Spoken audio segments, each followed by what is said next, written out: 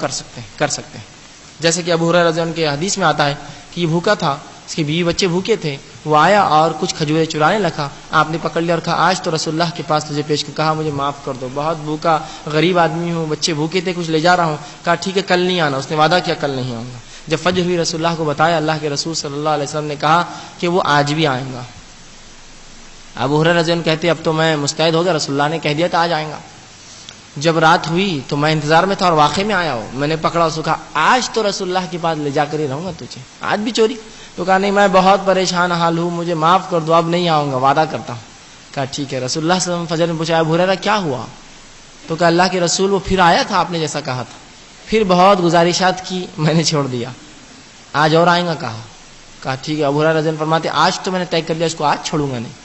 جب آیا ہو تو بحران پکڑ لیا، کہا آج مجھے یقین تھا رسول اللہ نے بتایا تو آئیں گا، آج تو رسول اللہ کے پاس ضرور لے جا کے سزا دلاؤں گا. تو کہا نہیں میں تمہیں ایک ایسی بات بتاؤں گا جس کو اگر تم پڑھ لو تو دو فرشتے جو ہے رات بھر تمہاری حفاظت کرتے فجر تک. کہا کیا ہے؟ تو کہا جب بھی تم سو آیت الکرسی پڑھ کر سو، کوئی جن اور کوئی انسان جو ہے تمہیں تکلیف یا جو کوئی جن تمہیں تکلیف نہیں پہنچا سکیں گے، اللہ کے دو فرشتے تمہاری حفاظت فجر تک کریں گے.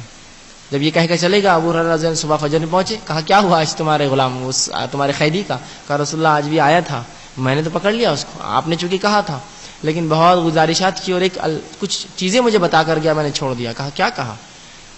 تو کہا کہ اس نے کہا کہ جو شخص آیت الکرسی پڑھے رات میں سونے سے پہلے دو فرشتے حفاظت کرتے. تو کہا ہاں یہ بات اس نے سچ کہی، لیکن وہ اکثر جھوٹ کہتا ہے. اے ابو ہریرہ تمہیں پتا ہے کہ تمہارا قیدی کون تھا؟ تو کہا اللہ و رسول عالم، اللہ اس کے رسول جان ہمیں کیا معلوم تھا کیا تھا. کہا وہ شیطان تھا، وہ اکثر جھوٹ بولتا ہے لیکن اس معاملے میں سچ کہا، اس معاملے میں سچ کہا. اس حدیث سے ایک اور بات نکلتی ہے، عنوان سے متعلق نہیں بتا دوں کہ شیطان بھی سچ بات کہے تو ماننا چاہیے. رسول اللہ نے اس کے اوپر صداقت دے دی، سند دے دی کہ شیطان تھا لیکن سچ بات کہی، اٹیسٹیفیکیشن ہو گیا، ٹھپا مل گیا اس کو. بہت سے لوگ کہتے ہیں ان کی بات نہیں سننا چاہیے، ان کا ہمارے جماعت سے تعلق نہیں، اس سے نہیں تعلق نہیں، وہ سب نہیں یاد رکھیے.